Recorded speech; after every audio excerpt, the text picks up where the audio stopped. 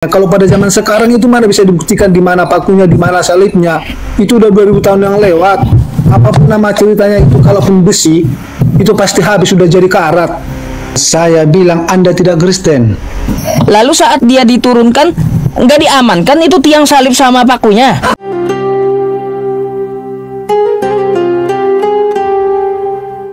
Kitab Kristen, Yohanes, Lukas, Markus, Matius, siapa yang lihat tiang salibnya Yesus? Ternyata setelah dikaji melalui Bible nggak ada juga. Kocar-kacir habis gitu. Jadi dia menyampaikan kepada saya apa? Menurut kata orang, kata dia. Jadi gini loh. Gini loh Pi, jadi dari omongan dan pertanyaan kalian itu seakan-akan kalian itu membantah kalau penyaliban itu tidak terjadi. Makanya saya bilang sama Pak Dehe, Anda tidak Kristen. Saya itu tidak bantah terjadi kalau di agama kita. Ya, kalau yang saya bilang itu di agama Pak Ustadz tidak ada. Gini dulu deh. Makanya pahami dulu. Nah, gini dulu Pak Dehe, Pahami dulu. Nanti bicara. Saya lanjut dulu. Tenang. Jadi yang saya bicara di agama kita terjadi penyaliban itu. Di agama Pak Ustadz tidak terjadi, sudah diganti orang. Itu yang diperdebatkan tadi. Jadi jangan salah pendapat Bapak. Saya klarifikasi Pak Dehe sedikit. Ya, bentar. Saya klarifikasi yang dikatakan oleh Pak Dehe ya. Di Al-Qur'an itu ya mengakui adanya terjadi sejarah penyaliban. Cuma yang disalib itu bukan Yesus atau Nabi Isa, oke? Nah, gitu. Bukan sejarahnya nggak ada memang sejarah terjadi penyaliban. Cuma orangnya yang kita tolak. Memang itu kalau dibilang digantikan itu semua apologet itu semua menarasikannya demikian. Cuman tadi Pak D ini mengaku seorang Kristen. Sebetulnya kalau pertanyaan Ustadz Pi tadi datang kepada dia gitu, di mana salibnya, di mana bekas pakunya, seharusnya kamu sebagai pengikut Kristus kamu bisa bantah itu perkataannya. Kalau pada zaman sekarang itu mana bisa dibuktikan di mana pakunya, di mana salibnya. Itu udah 2000 tahun yang lewat. Apapun nama ceritanya itu, kalaupun besi, itu pasti habis, sudah jadi karat. Lah, bagaimana saya bantahnya, saya nggak tahu juga di mana. Makanya saya bilang sama Pak Dehe tadi, seakan-akan narasi daripada Ustadz Pi, seakan-akan kamu iakan. Jadi makanya saya bilang, saya tidak iakan. Kan saya bilang tadi, beda ajaran, beda penilaiannya. Jangan kita samakan kita dengan beliau. Kan beliau dia jelaskan bahwa menurut agama Islam, menurut agama Kristennya beda, sudah jelas. Jadi makanya saya bilang, pas di penyaliban itu. Lalu saya tanya ke Bapak sekarang, di mana itu penyalibannya? Siapa saksinya? Di mana murid-murid Yesus yang ikut? Coba jelaskan juga. Ya Pak Ustaznya tahu. Kata Bapak tadi tahu. Nah, jadi gini loh ya, Pak Dehe, gini loh Bang Dehe ya. Makanya dari sini kesimpulannya saya bilang Anda tidak Kristen. Kenapa saya bilang? Kalau memang Anda Kristen, mungkin Anda udah tahu isi Alkitab. Apa perkataan penyaliban? Yang saya tanya ke Bapak, di mana coba jelaskan. Dengar dulu. Jadi kalau saya bilang 7 perkataan tentang disalib, perkataan Yesus ini bisa kamu bantah. 7 perkataan disalib, 7 perkataan Yesus itu bisa kamu bantah. Lukas 23 ayat 34, Lukas 23 ayat 43, Yohanes 19 ayat 26 sampai 27, Matius 27. Nanti Pak, itu bukan itu yang saya tanyakan, bukan. Yang saya tanyakan, mana bekas kayunya Yesus dan pakunya Yesus? Bekas salibnya Yesus mana dan pakunya? Anda beralasan paku itu habis, udah 2025 tahun.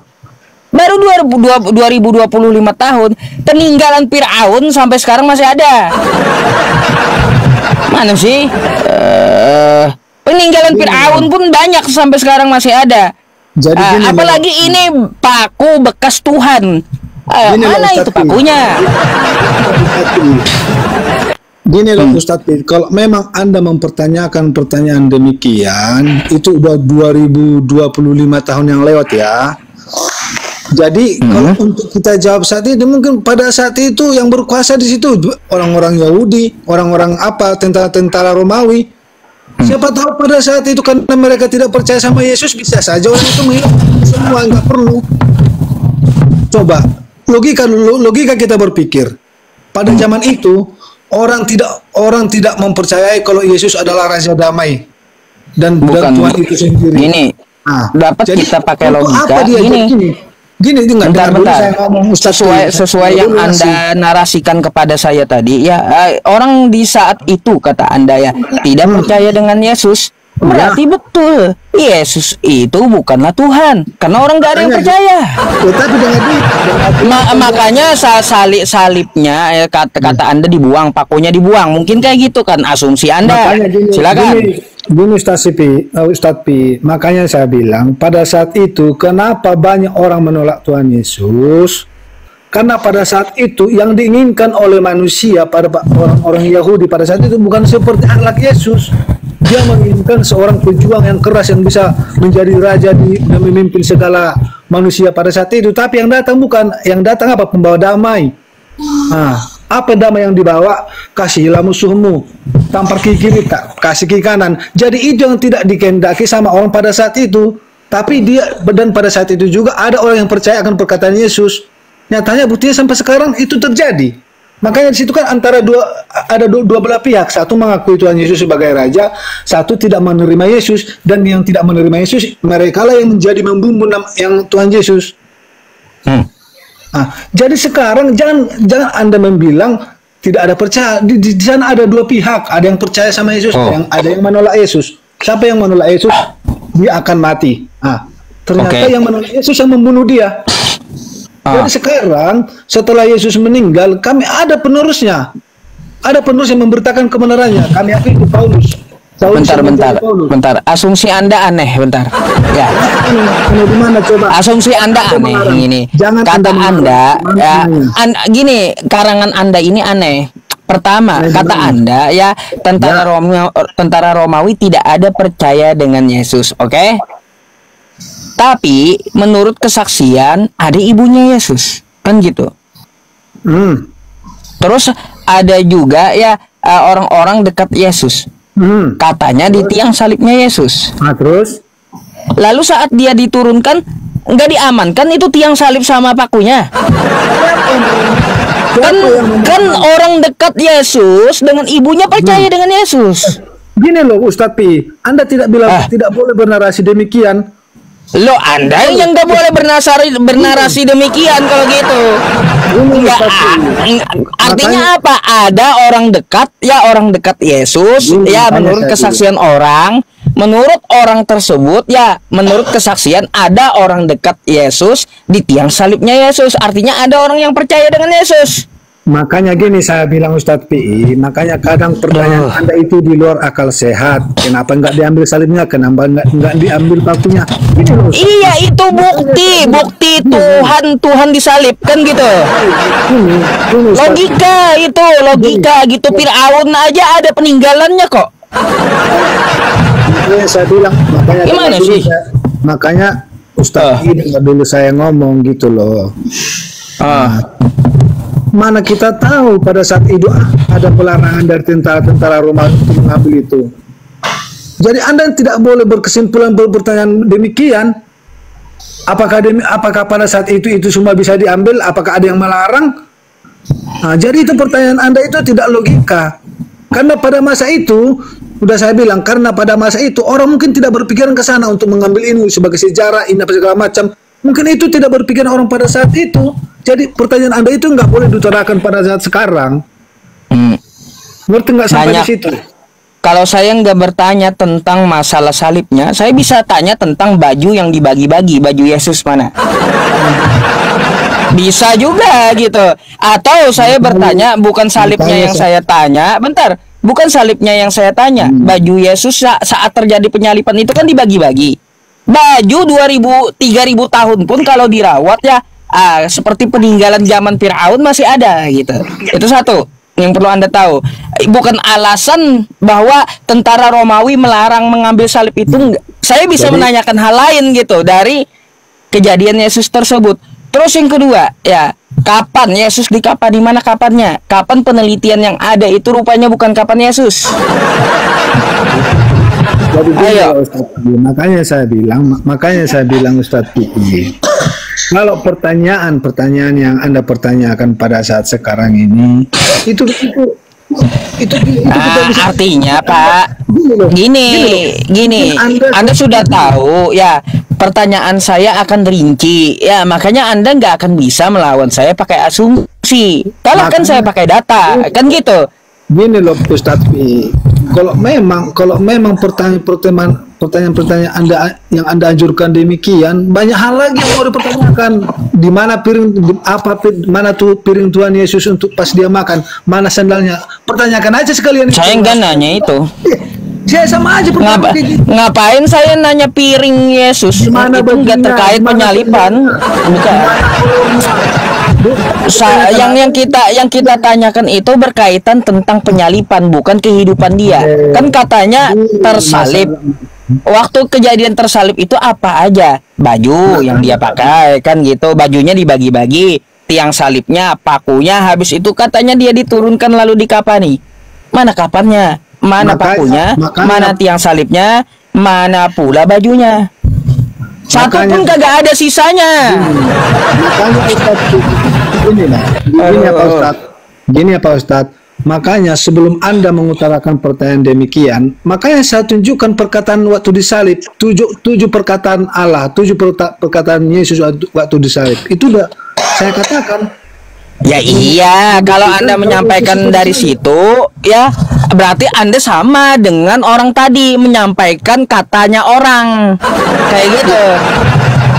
Sama Anda dengan si Taurus tadi berarti menyampaikan katanya orang. Sama.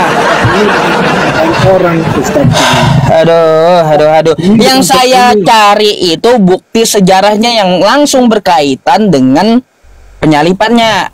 Bukan perkataan orang. Jadi oke, saya terima. Jadi gini, kalau saya tunjukkan dalil perkataan Yesus waktu di kayu salib, itu perkataan Yesus langsung, Anda tidak percaya juga. Itu perkataan orang dari kesaksian udah dibilang. Bukan. Perkataan Yesus di kayu salib. Kamu jangan bantah itu. Lukas 24 kok. Coba kau baca Lukas ya. Lukas bilang dia mengambil menyelidiki bertanya ya kepada saksi. Gini, udah. Jadi menurut saksi waktu Yesus disalib, Yesus berkata begini begitu, teriak begini begitu. Itu kata saksi. Ya. Makanya kasih saya waktu. Pahami. Bentar, Anda nggak paham masalahnya. Kalaunya Anda membawakan seperti itu sama dengan si Taurus tadi. Anda membawakan kata orang. Yang saya cari itu langsung berkaitan terhadap penyalipannya. Contoh barang apa yang dikenakan Yesus saat itu. Yesus ternyata mengenakan jubah. Dibagi-bagi jubahnya. Mana sisanya peninggalannya? Terus Yesus disalib. Ada kayunya, ada pakunya, ada kawatnya tuh. Terus juga ya waktu itu setelah itu dia diturunkan dan dikapani. Mana kapannya? Mana? Barang-barang langsung yang berkenaan dengan penyalipan, bukan kata orang. Nggak pakai kata orang saya. Jadi gini loh Ustadz Pi. Jadi saya buat sebuah umpama ya. Mana Anda lebih percaya barang bukti dari perkataan si korban? Mana saya lebih percaya barang bukti. Orang bukti bisa aja orang menyediakan barang bukti. Tapi kalau langsung perkataan si korban, gini. Perkataan orang bisa dusta. Banyak saksi palsu ya, kagak usah di zaman dulu ya. Yudas aja pengkhianat. Yudas tuh pengkhianat ya, saksi palsu dia. Yudas itu. Saya bilang Ustadz Pi, yang saya bilang tadi bukan perkataan orang. Saya bilang ada perkataan korban, istilahnya ada korban. Saya sebagai korban, udah. Saya mengetahui apa yang dilakukan sama saya daripada orang membawa bukti, ini buktinya. Itu mana kamu lebih percaya? Baik. Menurut Anda Yesus korban, betul? Jelas. Baik. Penulis kitab Anda itu mana langsung mendengarkan ucapan Yesus? Mana lah yang langsung yang berhadapan dengan tiang salibnya Yesus mana? Dari penulis kitab Anda tuh. Anda kenapa tidak boleh menerima kebenaran? Kenapa Anda tidak boleh? Bukan tidak menerima kebenaran, kita itu harus meneliti. Kok ngotot? Kenapa ngotot? Anda kan mengatakan Yesus ada ngomong. Ya sudah, dari penulis kitab Anda itu Yohanes, Lukas, Matius, Markus, mana yang langsung dengar omongan Yesus? Gini loh Ustadz Pi. Tidak ada, mereka kabur kocar kacir. Makanya yang dituliskan 4 ini adalah kata orang, kata saksi, bukan mereka melihat kejadian. Jadi gini loh Ustadz Pi ya. Aduh. Jadi kalau saya bacakan sebuah ayat Alkitab, perkataan Yesus sendiri, jadi Anda buat itu jadi perkataan orang. Kayak saya bacakan di Lukas 23 ayat 34. Ya Bapa, ampunilah mereka sebab mereka tidak tahu apa yang mereka perbuat. Itu perkataan Yesus langsung loh. Ya udah. Lukas itu dari mana? Coba baca Lukas 1 sampai 3-nya. Dari mana dia ngambil itu? Coba Anda baca Lukas 1 sampai 3. Dari mana Lukas ngambil? Maksudnya dari mana? Itu perkataan Tuhan Yesus langsung didengar pada saksi-saksi. Lukas tidak langsung mendengar karena Lukas itu ya tidak ada di zaman Yesus. Dia 70 tahun setelah Yesus diangkat baru nongol, namanya Lukas. Aduh, jangan ngibul sama saya, jangan ngibul. Nggak bisa. Lukas itu tidak langsung ya bersama Yesus, tapi Lukas itu muncul setelah 70 tahun Yesus diangkat. Makanya setelah 70 tahun Lukas menyelidiki dan nanya orang. Lalu dituliskan oleh Lukas perkataan Yesus kayak gini. Artinya apa? Bentar. Apa artinya? Artinya Lukas tidak langsung mendengar perkataan Yesus, tapi Lukas menuliskan kata orang. Gini loh Ustadz. Anda jangan ngomong demikian, sebab Lukas itu adalah salah satu dari 12 murid Yesus. Kenapa? Mana? Aduh, Anda ini baca kitab Anda kagak ngarang melulu. Kenapa? Mana tunjukkan dari 12 murid Yesus itu ada Lukas. Silakan. Matius, Markus, tunjukkan sama saya. Mana? Oh, oke. Saya ambil dalilnya ya. Oke ya. Nah, jadi itu. Nah, jadi gini loh Ustadz Pi, makanya saya bilang kalau Lukas itu adalah salah satu dari murid 12 Tuhan Yesus. Iya, tunjukkan dari 12 murid itu ada satu namanya Lukas. Tunjukkan sama saya. Itu dulu Anda wajib tunjukkan. Kata Anda 12 murid itu ada Lukas yang menulis. Tunjukkan sama saya dari 12 murid itu Lukas gitu.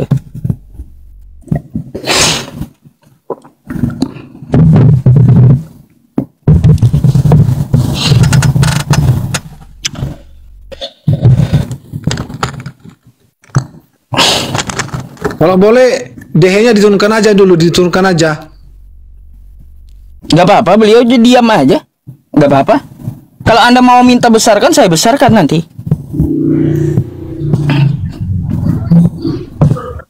Dari 12 murid Yesus ada Lukas. Mana? Iya. Sabar ya. Tunggu. Berapa lama pun Anda cari, saya tunggu. Bahkan sampai kiamat pun saya tunggu.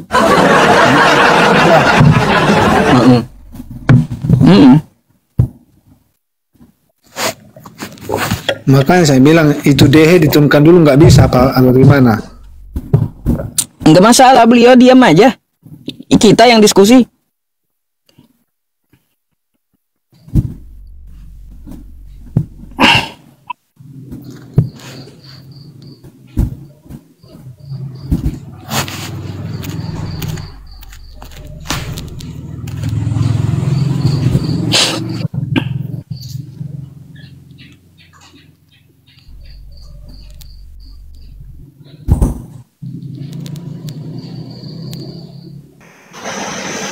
Kenapa Pak Dehai ketawa?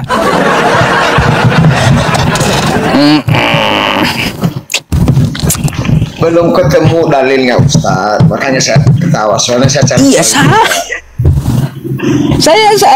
saya kasih kesempatan ya biar Pak Dehe juga kan bisa belajar gitu. Dari 12 murid, tunjukkan sama saya yang Anda katakan bahwa salah satunya Lukas. Karena di sini saya baca juga bukan muridnya Yesus yang saya sedang baca ini. Yang dusta siapa Pak Dehe? Saya atau dia gitu? Ular. Hah? Ular tuh bukan Tuhan yang dusta katanya. Jujur aja kan gitu. Ya jujur aja, yang dusta saya atau dia gitu. Dapat kita buktikan di sini.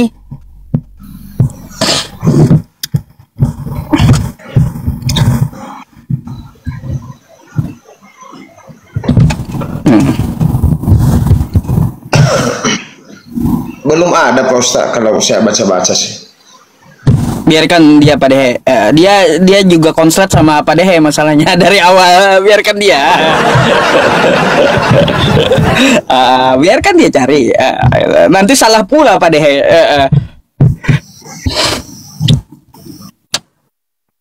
Silakan dibuktikan siapa yang dusta di antara kita, kan gitu.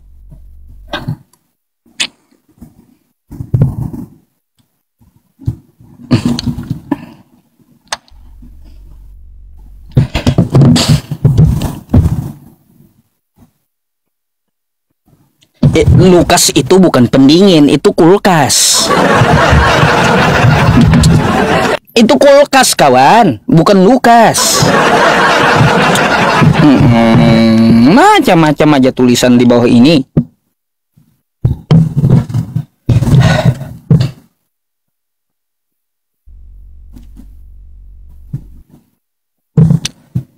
Halo Pak, tidur gak Pak?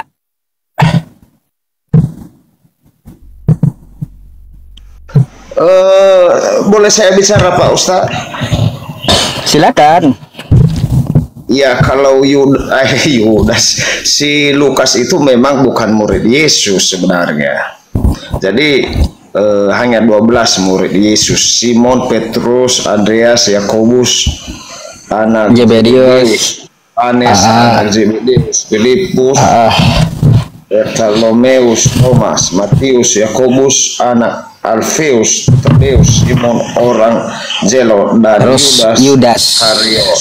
Dia baru ada masuk Lukas murid gak? Yesus. Kalau kita angkat dia malam ini ada.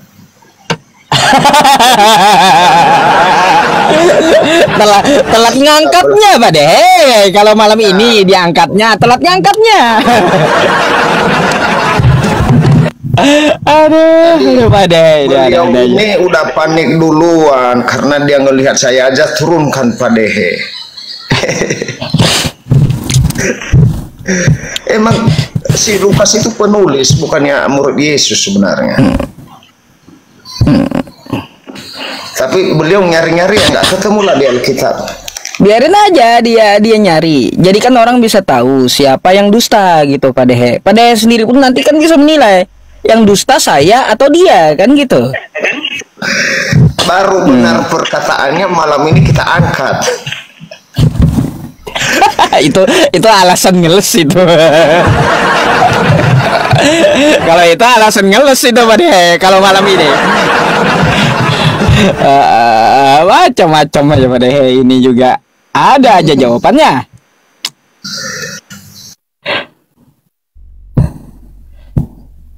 Iya teman-teman, kenapa saya munculkannya itu target dari tok-tok ya teman-teman. Buat apa saya nggak ngerti juga. Target tok-tok, minta kalung 12 biji, tok-tok apa maksudnya? Iya Pak Dehe, kalung kuning itu 12 biji diminta tok-tok, heran saya. aduh. Oh 12 biji nih diminta tok-tok, kayaknya dikasih kalung tuh, satu muridnya Yesus satu kalung kan gitu. Pantas ya, tok-tok malam ini minta 12 kalung masalahnya. Aduh. Kayaknya bau-bau tidur, bau-bau malu, bau-bau mau kabur ini. Iya. Enggak, saya bukan kabur. Cuman saya baru dapat telepon dari teman. Dari Memang pendeta. di sana ya, dengar dulu, enggak, ini saya kalau memang salah saya akui loh. Nah, saya kalau salah saya akui. Cuman saya baru dari telepon kalau dia itu adalah seorang tabib, rekan kerja Paulus pada saat itu. Ya memang saya di sana, mungkin saya tadi terlalu nafsu menjawab Ustadz Pi tadi. Jadi gini loh dia. Gini dia kan Ustadz Pi. Pada saat itu yang namanya Lukas, ya memang saya akui itu tidak masuk dalam daftar 12 murid Yesus. Tapi Gentleman loh ya. jadi gini. Jadi baru ada teman nelpon saya kalau beliau memang rekan kerja Paulus yang dipercaya sebagai penulis Injil Lukas. Nah, itu baru betul. Jadi gini, jadi walaupun demikian, tapi argumen Ustadz Pi tetap saya bantah karena memang Rasul Paulus ini pun kami akui itu memang orang-orang yang sangat mulia lah, saya bilang, dari Saulus menjadi Lukas yang kita bahas Lukas. Paulus belum ada saat itu, belum juga. Waktu kejadian penyalipan Paulus jauh nggak ada. Yang kita bahas Lukas. Anda sudah mengetahui 12 murid Yesus itu nggak ada Lukas. Lalu Anda mau bantah saya dengan tulisan Lukas. Makanya saya bilang ya, Anda mau tunjukkan kepada saya kata orang, kan gitu. Kata orang yang Anda mau tunjukkan apa bedanya dengan si Torus? Makanya yang kita cari itu, jika betul terjadi penyalipan, maka yang kita cari adalah barang-barangnya. Jadi gini loh Ustadz Pi. Silakan dibuka dulu kameranya, Pak. Ribut teman-teman di bawah on cam katanya. Ya, jadi gini loh Ustadz Pi. Kalaupun Anda membantah itu,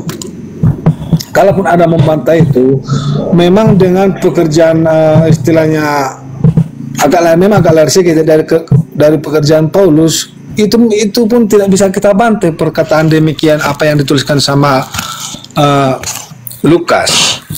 Perkataan Yesus, tujuh perkataan Yesus dalam Alkitab. Jadi gini, kalau kita mau pergi ke analogikanya, mungkin itu tertulis bukan hanya karangan-karangan semata, itu memang nyata karena kita lihat dari kinerja Rasul Paulus demikian bagaimana dia memberitakan Injil Kristen sampai ke penjuru benua. Jadi itu pun nggak bisa kita bantai gitu loh. Kayaknya kita nggak ada ke Paulus deh pembicaraan, ke Lukas tadi, Lukas ya. Dulu yang kita bahas. Lalu Anda kan mau menyampaikan pakai Lukas pun tidak bisa dibantah kan kata Anda ya. Ketika Anda mau menunjukkan 7 perkataan Yesus, ya. Sekarang kita tanya, Lukas ini dapat dari mana kesaksiannya? Jadi dari orang yang menyaksikan penyalipan Yesus. Siapa namanya? Backgroundnya seperti apa kan gitu. Betulkah ya 100% ucapan tersebut ucapan yang diucapkan Yesus? Itu yang dicek. Jadi gini loh, kalau kami sebagai mahasiswa yang namanya sejarah itu tidak pernah ada karangan. Sama kayak kita di Indonesia ini, yang namanya sejarah itu tetap dipercaya sama orang. Jadi kalau memang demikian namanya sejarah itu nggak perlu kita bantah. Sebab banyak Pak ada. Sebab di Bible di Bible Anda ada sejarah karangan, dituliskan Matius tuh, ngarang tuh Matius. Mau tahu? Karangan apa coba? Apa yang mau dikarang-karang di sana coba? Coba buka Matius 27.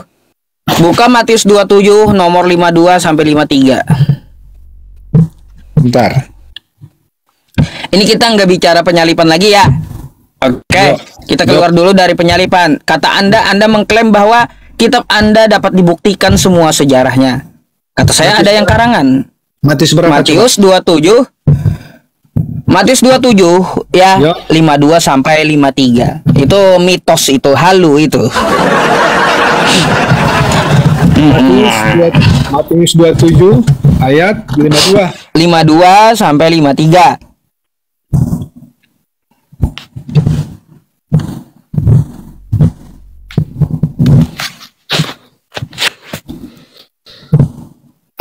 maksudnya di sana apa yang dikarang-karang di sana Pak Ustadz? Coba Anda baca dulu Pak, biar teman-teman Kristen dan Islam juga tahu yang nonton. Oke, bentar ya. Biar saya bacakan ya.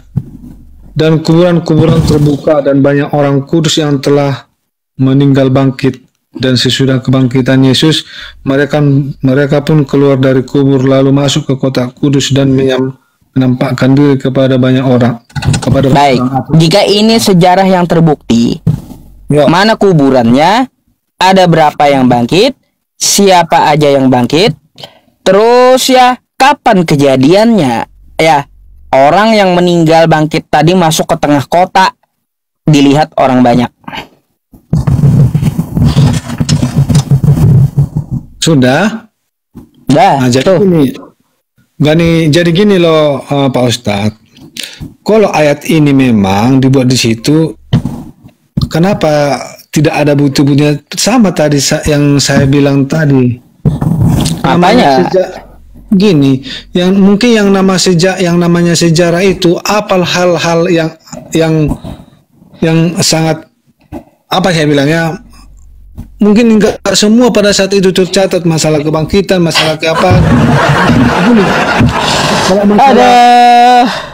Kalau masalah ke Pak, artinya apa? Klaim Anda lagi-lagi lepas gitu. Di kitab Anda ya banyak yang tidak bisa dibuktikan.